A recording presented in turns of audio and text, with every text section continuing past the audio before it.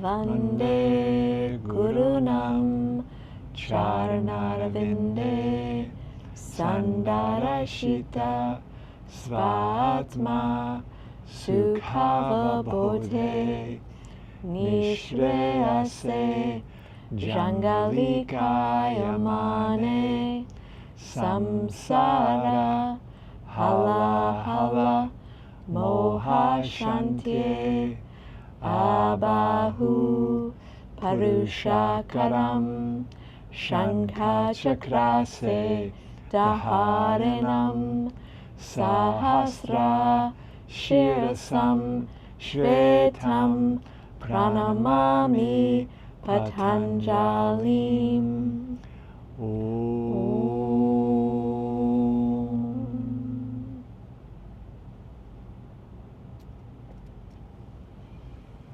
Jema.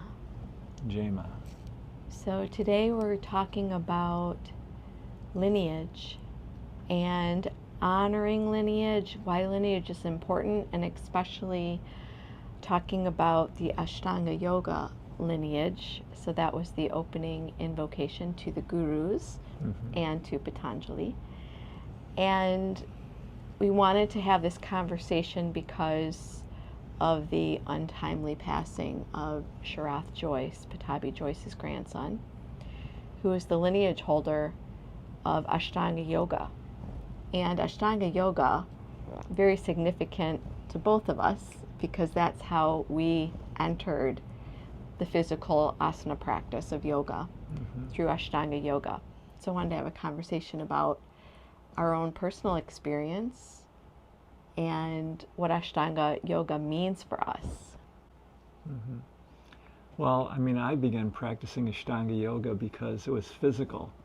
And I like the heat and the movement, the fluidity of movement and things like that. But I really didn't know anything about where Ashtanga even came from, what it was about, until one day I asked Veronica, my first yoga teacher, and because it wasn't Veronica, but other teachers that were teaching Ashtanga Yoga when I was practicing would say, this is a 1,000-year-old practice. And, you know, after a while I started to think, wow, that's weird that people 1,000 years ago were doing the same sequence of postures. So I asked Veronica about it, and she said, well, why don't you do some research and find out for yourself?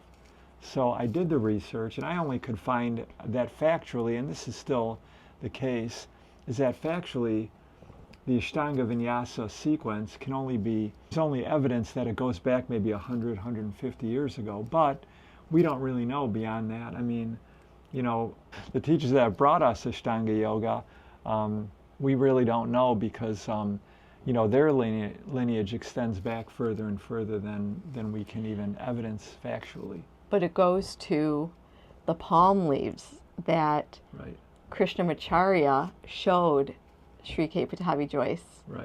That there was this transcription on palm leaves, but these palm leaves were destroyed, eaten by ants or bugs.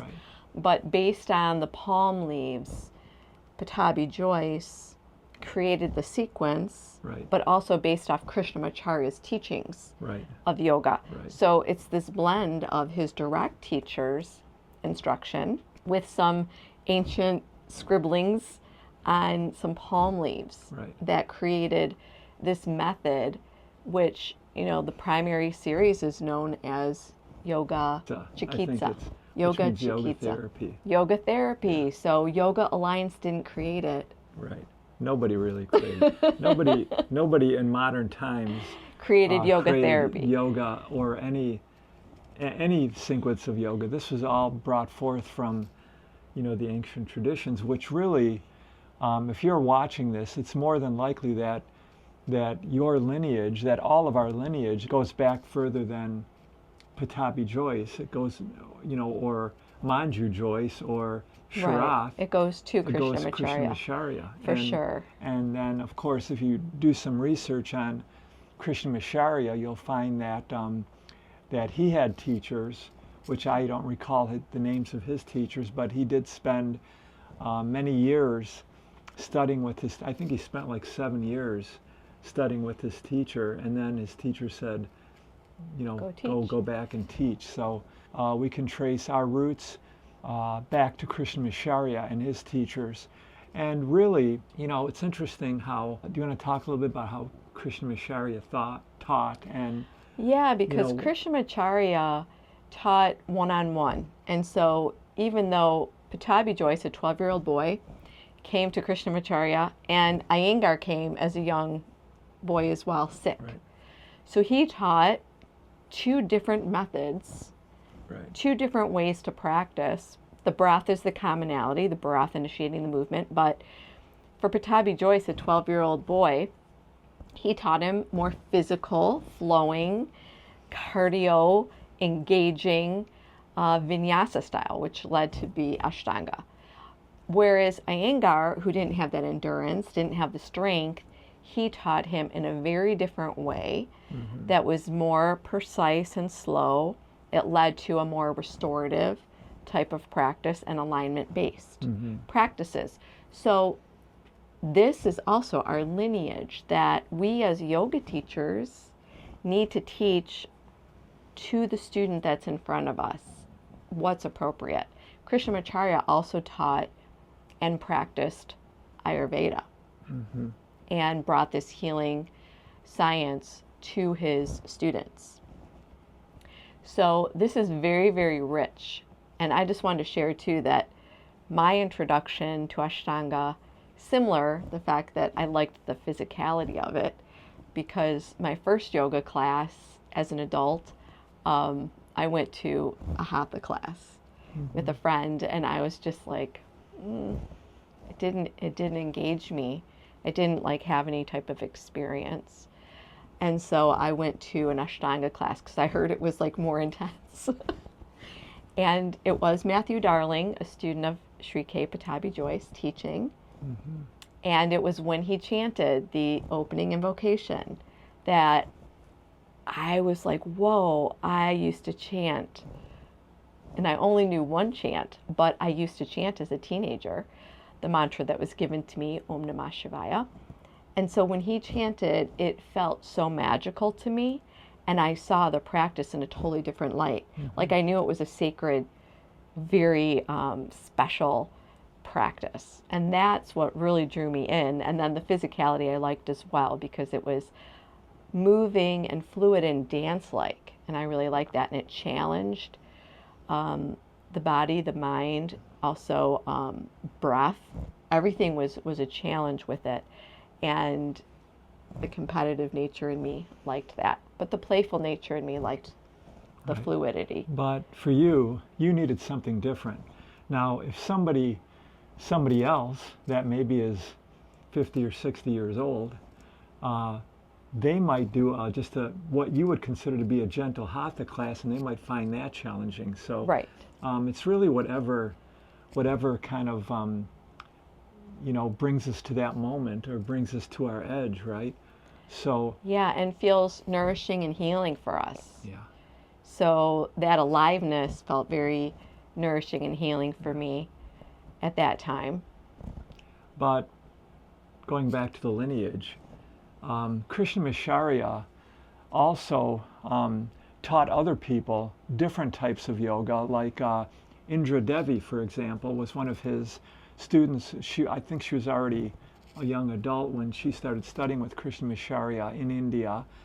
I believe she was from California, and she was kind of tied into the California celebrity environment back then. And the first woman, I think, that Sri Krishnamacharya I believe she was the first woman that was taught, because primarily in the Vedic traditions and the old traditions of yoga, women weren't, included. It's a very complicated thing, and that would be like a big discussion that we could have for hours about that, and we'd have to research a lot. But he took her on. It was a big deal that he did, that he took her on. But Krishnamacharya taught Indra Devi, and she went back to California and taught the celebrity environment in California hatha yoga, like regular hatha, which hatha yogas really encompasses Ashtanga Yoga. It encompasses all of the physical yoga tradition. So if you look at Krishnamacharya as the source of that, then every kind of yoga that we probably do today, there are some exceptions that we don't really, at least Durga Devi and I really don't know the source of, but most of the yoga tradition that we have in our country today, at least in our society today, is based on what Krishnamacharya taught as Hatha Yoga and Ashtanga Vinyasa Yoga, and even we could say the more relaxing, gentle, restorative yin classes, yin type practices. Like when we first started practicing, there was only Hatha Yoga, which the few yoga studios that were around in the Detroit area at the time called basic yoga, and then there was Ashtanga Yoga. There was no other slow flows and hot vinyasa. And Vinyasa was coming. It was up and coming. Well, it was coming, but it wasn't prevalent, at least in the Detroit area at the time. No. So you either did not basic yet. yoga or you did Ashtanga Yoga. If you look at all these offshoots, we could say, of the yoga tradition, the Ashtanga Vinyasa Yoga tradition, you have Jiva Mukti Yoga. You have all these, Jiva Mukti is a specific method, but you have all these teachers teaching vinyasa, hot vinyasa, slow flow vinyasa. These are all variations of the Ashtanga Yoga practice. If you look at today, the 6 Ashtanga Vinyasa series, most of us today are doing first series still. But if you looked at all the series, even the second series, which is a lot of deep backbending, you could see variations of them. Maybe not the full, deep backbending, but you could find variations of them in Hatha Yoga today. Yes. Or basic yoga. Jiva Mukti Yoga, Sharon and David did study with Sri K. Pattabhi Jois, and he was their primary yoga teacher. They called him Guruji.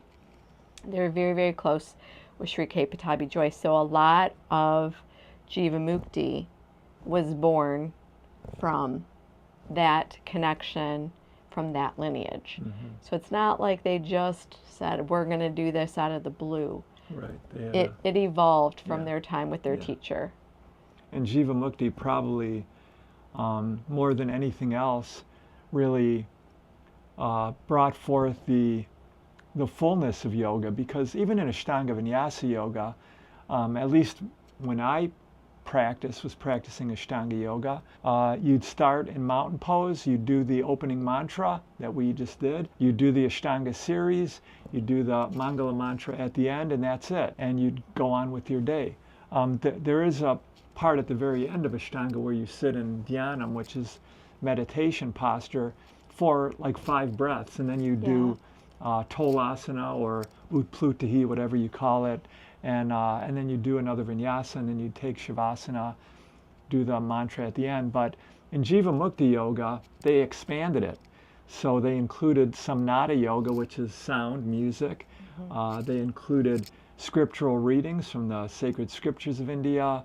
There was definitely meditation. There was asana, pranayama. Am I missing anything? No, ahimsa is the tenet of it. Yeah. The practice of kindness or nonviolence with animal rights was like a big thing with Sharon and David, and so that was why that tenet was like the umbrella of the others.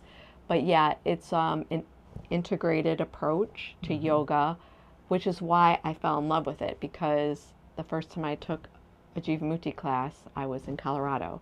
And it was 2.5 hours. I don't think that was the intention of the teacher to make it that long. But it was so rich, and I felt like layers have been peeled off of me. I just felt like a new person. And it was so powerful that I was drawn to then study with Sharon and David and to be a Jiva Mukti teacher. And so even today in my Hatha classes, I incorporate a lot of these things into my classes. And contrast that, what's happening today in the commercial complex of yoga is no mantra, no reading, just just the asana, just the exercise portion of it, which another one of our teachers, who's still alive and we still are in touch with, says if you're not doing everything in yoga, if you're not doing the meditation, the pranayama, certainly the asana, if you're not doing some form of scripture of mantra or something like that, then it's just mediocre gymnastics, or just it's not even good gymnastics is what our teacher says. He says it's mediocre gymnastics. That in comparison with what, I'm sure there's other, I'm not saying that there's not other teachers that are teaching, doing some reading from the Yoga Sutra, the Bhagavad Gita, all these ancient texts, which really are the wisdom of yogic knowledge from the Vedas. And this is why it was included, Sharon and David included, because Sri K. Pattabhi Jois did include that for them. Yeah. And when Manju came to House of Yoga when we were in the church, do you remember he did a whole session on pranayama, a whole session on mantra, and it was very powerful. And this is another aspect, though. It's like that was a workshop. And the fact that today yoga is looked at like, I'm going to the gym, I'm going to take a yoga class. Very similar. Versus having an experience while you're practicing yoga, the real deep practices of yoga. Everyone's so busy, even a 1 hour class, people want something shorter. Right. And this has happened through the last 15, 20 years, where it's like, I used to teach an hour and a half Jivamukti class, then it went to an hour and 15 minutes, and then it was just an hour because people were like, it's too long. I don't have time. Yeah, but part of the process of yoga is about being healthy. There's no point in meditating or trying to pray or do mantra practice or do some practice to whatever your spiritual tendency is if you're not healthy, right? So we do want to do yoga for health, and maybe then you seek out somebody else to teach you the spiritual dimensions, or you do your own research on it. I personally know of one teacher specifically that used to teach in the Detroit area. Of course, I will not say their name, but they advertise themselves as the teacher of the teachers, meaning that now when we say the teacher of the teachers, to any common sense person, you would think that, oh, they're the source. So they're calling themselves the source, and other people out there are also, teaching yoga like they invented it or something. They're not acknowledging, what their teachers taught them. I always say, my teacher said this, my teacher said this, and I always give credit to my teachers because I don't want people to think that I'm the source of it, that I came up with this stuff. I think it's a good thing for all of us to, and it's kind of my way of paying respect to my teachers. Honoring our lineage, and keeping that feeling alive that it's important to have a lineage and to have a teacher that's connected to the lineage. Also, some teachers are like, no chanting. Like they advertise that, like there's no chanting in our classes. So that's like stealing to me. You're stealing the opportunity for somebody to experience that which woke me up to practice yoga, changed my whole life. The fact that Matthew Darling honored the lineage, chanted the invocation at the beginning of class. Had he not done that, I might not be where I am today. That changed my life. So by eliminating certain things that teachers think aren't as popular or might challenge students, that's eliminating lineage. That's watering it down, and it's becoming something else. If you wanted to learn about how to use mantra in your yoga class that anybody can understand and anybody can accept, I'm starting a course beginning January 2025 called the Essential Mantras for Yoga Teachers. I really think that, these studios that advertise no chanting, I think they do that because they don't know any chanting. So it's not no chanting, it's KNOW, I don't know, no chanting. Well, it could be that, but looking back, and we've both experienced this too. Certain venues that you might teach at, places where if you say the word God, it's like, oh, that's yes. a no-no. Yes. Well, when you think about what yoga is, it is the ultimate union of soul to something higher. Right. You know, and so to eliminate that, talking about it, even if you don't use the word, eliminates what yoga really is. Right. It's almost like teaching somebody some yoga postures, but not teaching them one specific group of postures that would strengthen their core. It's like, I'm going to teach them everything else, but not that. It's like going to a math teacher and having them teach you addition and subtraction, but not multiplication. Like, because they don't understand multiplication, or because they just don't think that, you know, that's good for their business or something. Right. You know, I would say if you're going to find some place or a teacher or somebody to teach you yoga, you should find somebody that's willing to first understand what you need physically, mentally, emotionally, and also in terms of food and, you know, healthy lifestyle, and then what you need in terms of spirituality. I mean, spirituality doesn't necessarily imply a religion.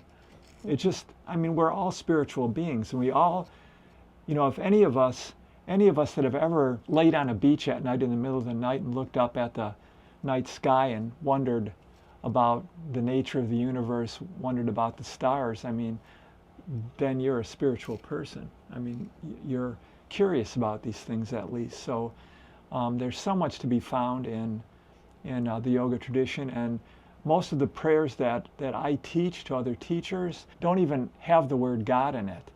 So sometimes what I do, if I'm in the right environment, I'll chant the mantra or the prayer in Sanskrit, but other times I'll just give the English translation. They're beautiful translations, and they're all something that we can resonate with.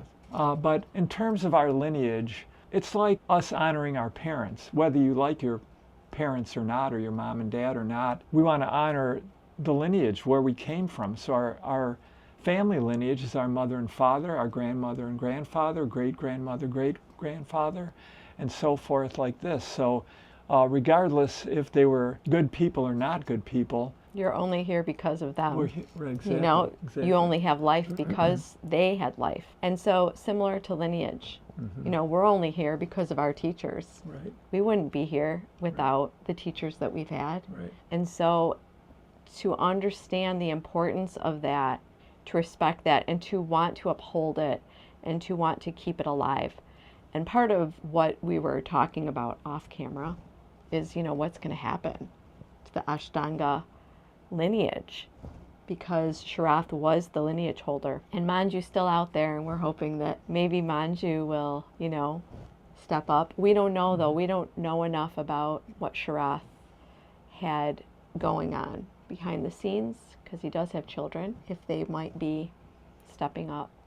Yeah, but we need people to step up that are authentic and really want to help others. I mean, this is the whole idea behind being a yoga teacher, or even being a yoga practitioner, is when you step into the world of yoga on your mat. I've said this many times in the past, that I believe that you become a yoga teacher. You can go and practice yoga, and without telling anybody else, if you keep it a secret, then it's a different thing. But if you are telling people that, hey, I'm going to take a yoga class today, and then you go out to the bar and drink, and you swear, and you live a not so good lifestyle, what are you teaching others about yoga? You know, you're minimizing what the power of yoga and meditation is. When we undertake a yoga practice, it impels us to be better human beings and try to be good human beings all the time, you know. Well, because we're stepping into the 8 limbs of yoga. When you practice any yoga, any hatha yoga practice, it comes from Patanjali's Yoga Sutra, with the yamas and niyamas right up front, you know, of this is how you practice. Ahimsa is number 1. Kindness, nonviolence, you know, truthfulness. All the ethical practices, and this is so needed in the world more than ever, more than ever. You know, one of the reasons we're in this state that we're in the world, politically speaking, is a lack of these principles. People are not concerned with integrity, honesty. They don't see them as important. There's a short-sightedness in the United States, for sure, in our culture.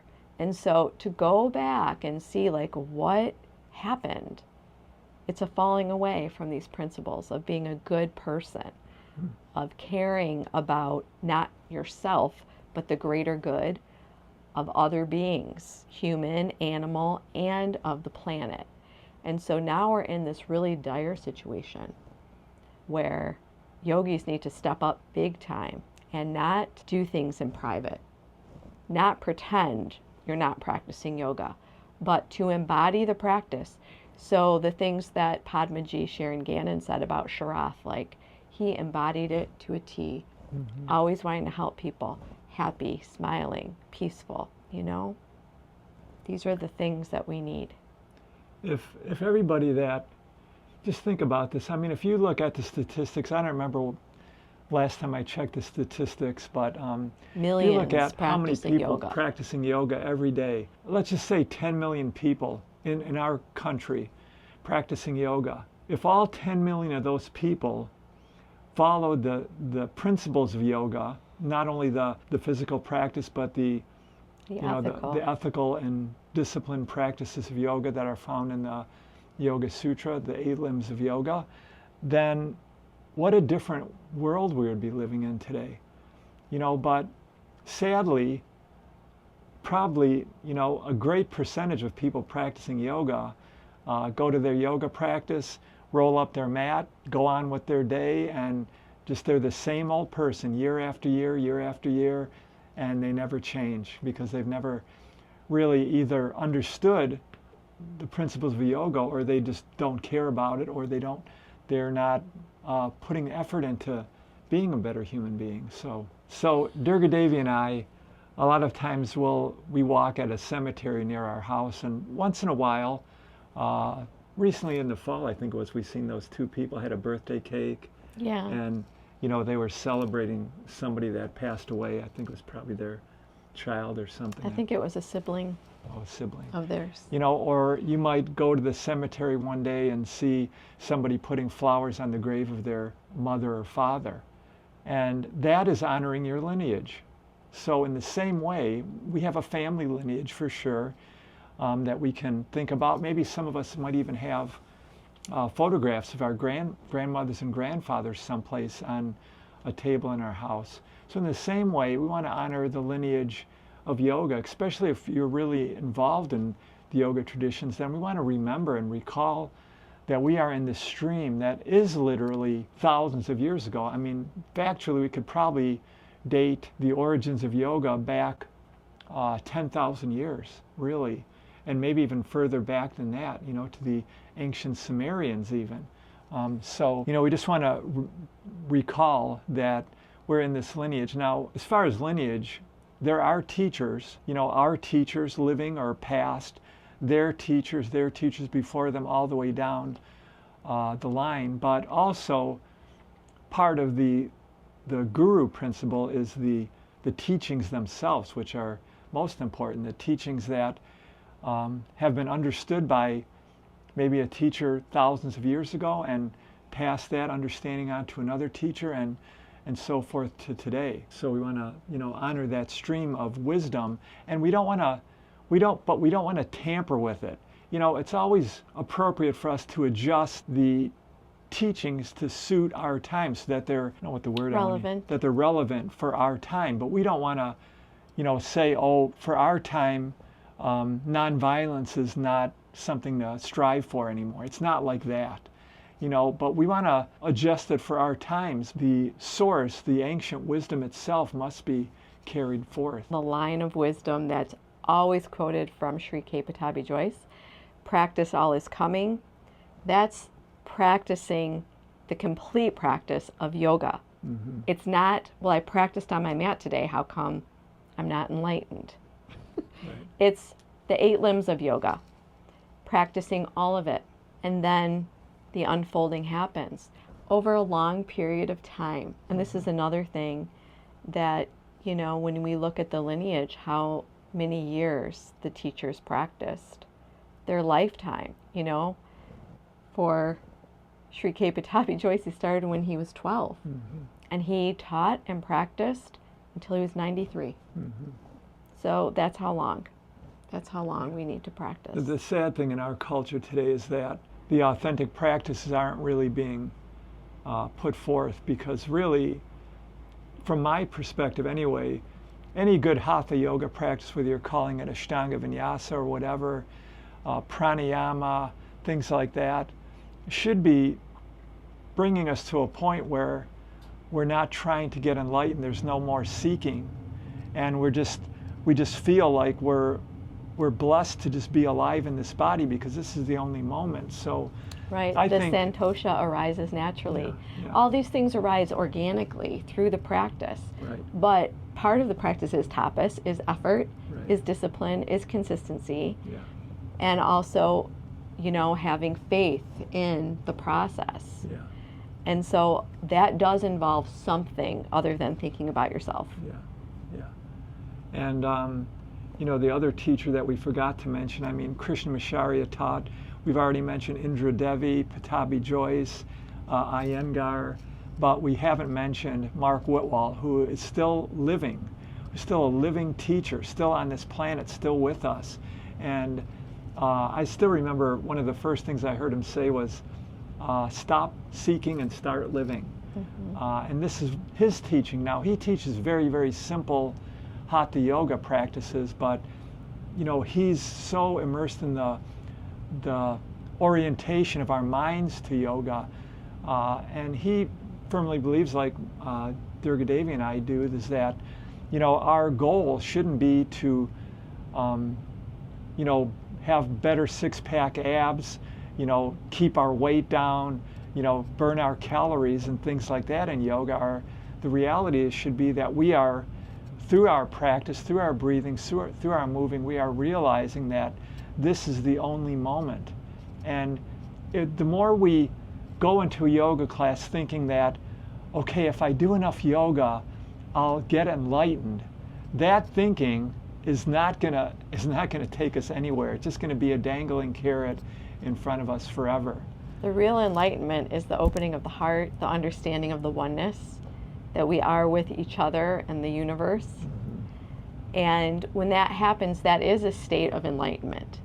You know, but it means that the ego has to be submissive to the soul or the spirit, however you want to say it. In our culture, we are so ego-driven. We're so attached to, who am I? I am this, this, this, and we label it all, and we put it on the door, and we wear it on our clothes, and, you know, we put it after our name, all our initials, that we have these degrees. And so we're so attached to that identification of the body, the mind, the achievement, that we miss the essence of the self and the soul. So real enlightenment is when all those things naturally begin to drop away and we feel alive for the first time with who we really are. And there's a sense of freedom, expansion, contentment, and love. And overflowing love. And this is why we believe that the Jiva Mukti tradition is so important, is because it's all in the word. Jivan Mukti means to be enlightened while you're living. While you have a soul in this body. So a living person in this world who can be in the world and still attain this enlightenment that we're talking about, this feeling of being connected to everyone, everything. That's why the no harm comes naturally. That's why veganism or vegetarianism comes naturally. These things arise out of the true practices. So what Durga Devi was saying about, you know, we're trying to, one of our problems is that we're trying to create this identity, this persona for ourselves, and that actually gets in the way of whatever we're trying to get, be enlightened, be peaceful every day, have a yogic lifestyle, whatever word or, word you use. Or just to be happy. But, the thing is that there will be a time when you will become enlightened, when all those things will drop, and that is when we're dying. So, the whole idea behind yoga is the Jivan Mukti, to be enlightened while we're still living. That's the gift. That's the goal of all yoga. Why would we want to wait and live this life and seeking and striving to get something, to have more money, to be worried about this, to be worried about that, to be, concerned about what others think of us, to be criticizing other people? Why would we want to live in that misery all these years until that one moment when you're dying and then everything drops away? Why not try to find a way to live our life without those things causing us mental anguish and strain and worry? To be here now, as our teacher Ram Dass says. Right. To be here now, content with an open heart, peaceful, understanding the interconnectedness of everything and everyone. To be able to be in that space while you're here in the body, in this world. And we might even extend this idea of respecting and, contemplating our lineage when we do that. Maybe at the beginning of every yoga posture practice that you do, or at the beginning of your meditation, beginning of your day, we can not only extend that to our yoga lineage, but to the lineage of the entire world of spirituality. Whatever religious practice, they're all based in the same thing. They're all based in this idea of being a good human being and appreciating life, being enlightened. Every tradition is like this. It doesn't matter what religious tradition you're in, but we all collectively, globally, we are after the same thing. Peace within ourselves, being content with the world and serving others and things like this. And this is the way we become enlightened, by not being so identified with our own persona, our own bodies, but with helping others and with just living in the beauty, the wonder of this life. You remember the closing mantra? Om Swasti Prajabhya Paripalayantam Nyayena Margena Mahi Mahishaha Go Brahmanebhyaha Shubhamastu Nityam Lokaha Samasta Sukhino Bhavantu. Om Shanti Shanti Shanti.